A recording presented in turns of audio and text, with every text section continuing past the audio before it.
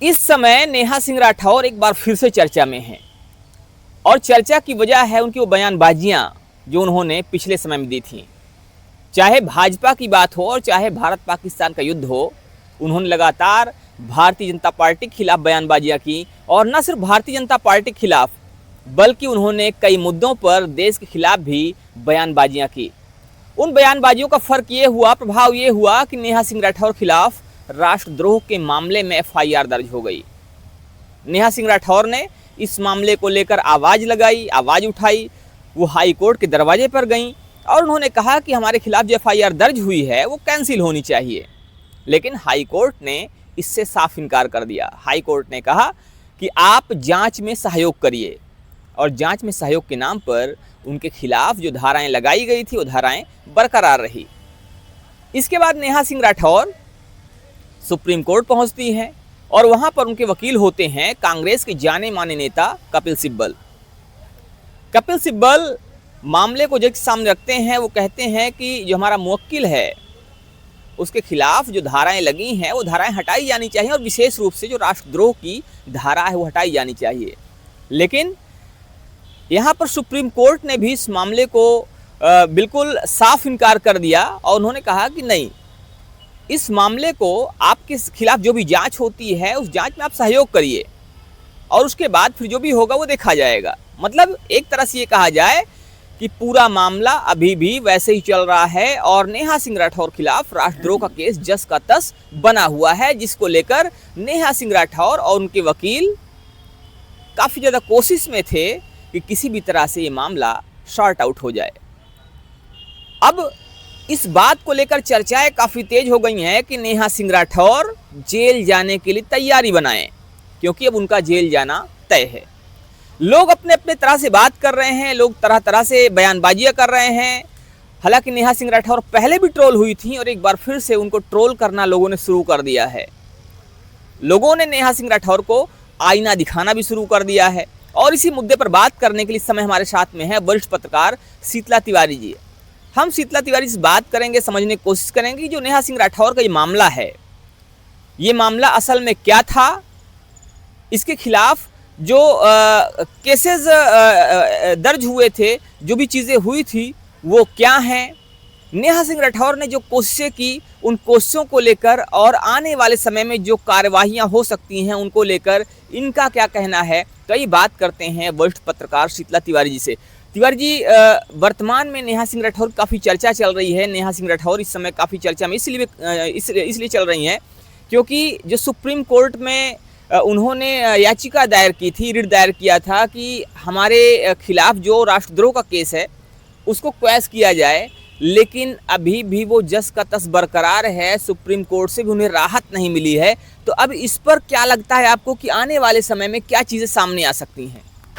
देखिए दोस्तों, सबसे पहले सबको जो है हमारे दर्शक हैं सबको नमस्कार। एक बार मैं आपको बता दूं कि नेहा सिंह राठौर, आपको याद होगा कि यूपी में काबा, उनका शुरुआत यहीं से हुआ था पांडे जी कि यूपी में काबा, नेहा सिंह राठौर यहीं से वो हाईलाइट हुई थी। अब उसके बाद सब कुछ ठीक ठाक चल रहा था। नेहा सिंह राठौर बीजेपी को निशाना बनाते हुए, बीजेपी शासित राज्यों को टारगेट करते हुए उन्होंने सारी कविताएं और सारे गाने, लोकप्रिय गायिका जो हैं वो चलाती रही। लेकिन दिक्कत तब हुई पांडे जी जब पहलगाम में हमला हुआ।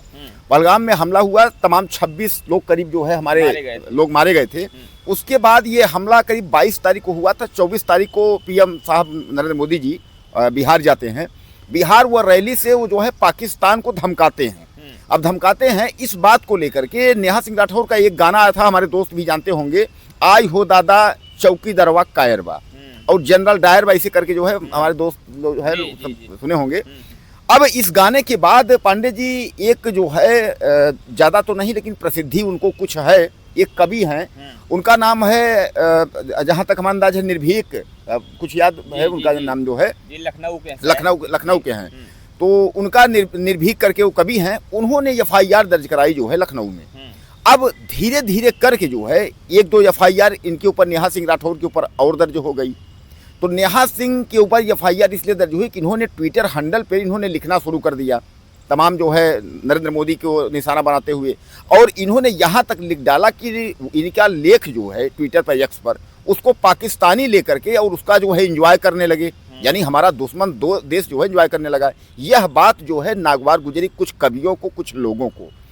तो जब इन लोगों को, जब नागवार गुजरी इन लोगों को दिक्कत हुआ तो उसके बाद FIR दर्ज होता है। FIR दर्ज होता है तो यह जो है नेहा सिंह राठौर एक बार दिल्ली पहुंच जाती हैं, और दिल्ली पहुंचती हैं उसके बाद यह कपिल सिब्बल के साथ फ़ोटो खिंचवाती हैं, सोशल मीडिया में लगाती हैं ताकि लोग समझें कि हमारे साथ जो है बड़े बड़े नेता जो है ये सब और वकील हैं हमारे साथ। मामला पंडित जी यह सब कुछ धीरे धीरे चल रहा था, लेकिन कोर्ट का शिकंजा जो था वो कसता जा रहा था। हाई कोर्ट ने इनको यह कहा कि आप जो है विवेचक के सामने हाजिर होइए और हाजिर होकर के अपने बयान जो है आप दर्ज कराइए। अब उसके बाद ये इनको पता था कि धाराएं गंभीर हैं, अब उसमें कोई जो है मतलब जमानती वाला कोई चक्कर नहीं था, इनको जेल जाना तय था। यह भाग करके सुप्रीम कोर्ट जाती हैं कि क्यों ना हम वहां से डायरेक्शन या ऐसा कुछ प्रक्रिया कर लें कि हाई कोर्ट का मुंह बंद हो जाए। लेकिन पांडे जी दुर्भाग्य बस सुप्रीम कोर्ट के बड़े वकील और सुप्रीम कोर्ट ने हाथ खड़ा कर दिया। सुप्रीम कोर्ट ने साफ तौर पे कहा भैया हाई कोर्ट जाइए, निचली अदालत आप जाइए, और वहां जो है वही बात जो हाई कोर्ट ने कहा था वही बात सुप्रीम कोर्ट ने कह दिया, भैया विवेचक के सामने आप जो है अपना बयान दर्ज कराइए, वहां जो है हाजिर होइए। अब पांडे जी नेहा सिंह राठौर जो है वो गिड़गिड़ा रही हैं, अब परेशान हो गई हैं, क्योंकि उनको जो है अब पता है कि आई रे बप्पा अब कोई न बचाएगा। दोस्तों आई रे बप्पा अब कोई न बचाएगा। कहने का तात्पर्य ये है कि मैं, देखिए दोस्तों ये एक बात है, मैं ये नहीं कहता हूं कि बगावत आप करो तो सबकी करो, कांग्रेस की भी करो, बीजेपी की भी करो। अब आप कांग्रेस के मंच पर यहाँ मैं थोड़ा सा आपको यहाँ रोकूंगा। आपने जो बात कही बगावत करो सबकी करो, बिल्कुल आपने सही बात कही है। नेहा सिंह राठौर जो खुद को लोक गायिका कहती हैं, लेकिन उनका लोक गायन क्या होता है? सबसे बड़ी बात तो ये है, लोक गायन में लोकगीतों की बात होती है, लेकिन नेहा सिंह राठौर ने लोक गायिका के नाम पर, लोकगीतों के नाम पर ऐसे ऐसे गाने गाना शुरू कर दिया जिनका लोकगीतों से कोई लेना देना ही नहीं है। वो एक व्यक्ति विशेष पे टारगेट करती है। जी। कुल मिलाकर के दोस्तों यह मान के चलिए वह एक व्यक्ति विशेष पार्टी को टारगेट करती है, या सीधे सीधे आप यह मान के चलिए कि हम ऐसा करेंगे तो कांग्रेस हमको टिकट दे देगी। जैसा कि आपने देखा है कि बहुत एक लोक गायिका है, उसका नाम आप जानते हैं मैथिली ठाकुर, बहुत कम उम्र की है और बहुत अच्छी लोक गायिका है, उसको टिकट बीजेपी ने जो है दे रही है, शायद मधुबरी या कहाँ से जो है उसको टिकट मिल रहा है। तो कहने का तात्पर्य यह है कि टिकट इनको भी मिल जाता, और सब सारा जो है हमारा अंदाजा पांडे जी ये नाटक है टिकट के लिए। अगर न उधर से मिले तो शायद कांग्रेस को हमदर्दी करके अगर हम आपको जो है टारगेट किए रहेंगे, आपकी बुराई करे रहेंगे तो उसके बाद मिलेगा नहीं। एक भी इनके गाने जो है जहां बीजेपी की सरकार नहीं है, जहां कांग्रेस है या ममता बनर्जी है या कोई लोग हैं, एक भी गाने इनके उनके पक्ष में नहीं निकलते या खिलाफ नहीं निकलते हैं। अगर महागठबंधन की बात की जाए तो महागठबंधन के राज्यों में चाहे आग लग जाए, नेहा सिंह राठौर का ना तो कोई गाना आया है ना तो इनके लोकगीत आए हैं। सारे लोकगीत इनके जो भी हैं वो पाकिस्तान के फेवर में हैं, भारत के खिलाफ हैं, सेना के खिलाफ हैं, नरेंद्र मोदी के खिलाफ हैं। और उन्होंने तो यहाँ तक कह दिया था, आपको याद होगा तिवारी जी, कि उन्होंने कहा था कि सोचिए जो पहलगाम हमला हुआ है उस हमले से किसको फायदा होने वाला है। बिल्कुल। और उन्होंने एक बात और कही थी कि बिहार में चुनाव आने वाला है और चुनाव में इसका फायदा उठाने के लिए हमला करवाया गया है। उन्होंने यहाँ तक कह दिया था। ये बात उन्होंने, भले ही उन्होंने डायरेक्टली ना कही हो, इशारों में कही हो, लेकिन हर कोई इस चीज़ को समझ रहा था, हर कोई देख रहा था, हर कोई जान रहा था।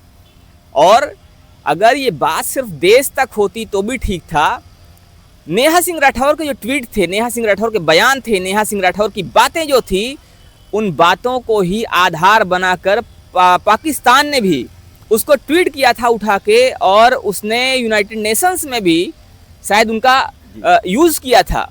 तो ये अपने आप में एक बड़ी बात थी। आप किसी व्यक्ति विशेष का अगर आप विरोध करते हैं, ठीक है, ये आपकी अभिव्यक्ति की स्वतंत्रता है, आपकी आज़ादी है, लेकिन जहाँ पर बात देश की आ जाती है और वहाँ पर आप लोकगीतों के नाम पे लोगों को कौन सा लोकगीत सुनाना चाह रही हैं, लोगों के बीच में नफरत फैलाने वाली बातें होना शुरू हो गई, तो ये लोगों को पचती नहीं है। लोग तरह तरह से बातें करना शुरू कर देते हैं, लोग आक्रोश में आ जाते हैं। और आपने कहा कि जो कवि थे निर्भीक जी, उन्होंने जब FIR दर्ज करवाई तो ये FIR दर्ज करवाने के पीछे कहीं ना कहीं नेहा सिंह राठौर की वही नफरत की राजनीति थी एक तरह से, जिसको लेकर लोग आक्रोश में आए और उन्होंने FIR दर्ज करवा दी। जी तिवारी जी।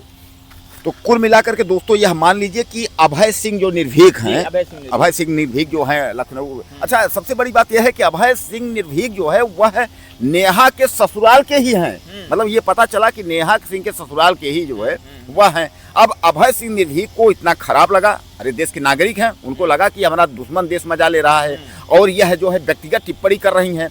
भाई देखिए, अगर पांडे जी अगर ये कांग्रेस पे भी हमला बोलती, बीजेपी भी बोलती, ऐसा नहीं है। चलिए हम कहते हैं कि ठीक है, आपने अभी कह दिया चौकीदारवा कायरबा, ये सब जो है क्या बोलते हैं, ये सब मान लीजिए। आप कभी इसके कहती पहले हैं चौकीदारवा कायरबा, कभी कहती चौकीदारवा चोरबा, कभी कहती हैं कभी और तरह तरह की बातें करती हैं। और सबसे बड़ी बात, जब महागठबंधन के मंच से देश के प्रधानमंत्री को गाली दी जाती है तो उस पर नेहा सिंह राठौर मजे लेती हैं। उस पर नेहा सिंह राठौर कहती हैं कि अब मजा आया साहब। मतलब एक तरह से लगातार कमेंट करना, और जहां भी कोई और सरकार है, जहां कोई और भी पार्टी की सरकार है, वहां पर नेहा सिंह राठौर का एक भी शब्द न आना, ये अपने आप में एक बड़ी बात है और शायद इसीलिए लोगों का आक्रोश भी फूटा। तो दोस्तों कुल मिला करके आप यह मान के चलिए, आए रे दैया अब कोई न बचाएगा, आए रे दैया अब कोई न नहीं बनना चाहिए। पंडित जी बनना चाहिए। जिस तरीके से आपने टारगेट किया तो आई रे दैया अब कोई ना बचाएगा। कारण ये है दोस्तों, हाई कोर्ट ने हाथ खड़ा कर दिया, सुप्रीम कोर्ट ने हाथ खड़ा कर दिया, अब क्या होगा। तो कहने का तात्पर्य यह है कि इनको यह बात समझना चाहिए।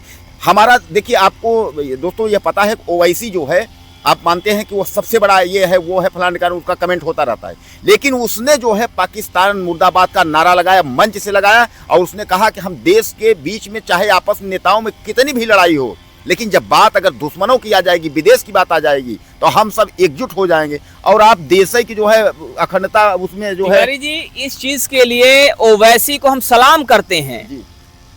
जब राष्ट्र की बात आई, जब राष्ट्रवाद की बात आई, तो ओवैसी जैसे नेता, भले ही देश में उनकी बातें कैसी भी रही हों, देश में उनके विचार कैसे भी रहे हों, मतांतर हो सकता है, हमारे विचारों में अंतर हो सकता है, हमारे विचार हो सकता है कि आपसे ना मिलें, लेकिन जब बात देश की आए, जब बात राष्ट्र की आए, तो वहां पर एक हो जाना चाहिए। और ये ओवैसी साहब ने दिखाया है कि वास्तव में जब देश की बात आए तो किस तरह साथ में खड़े रहा जाता है।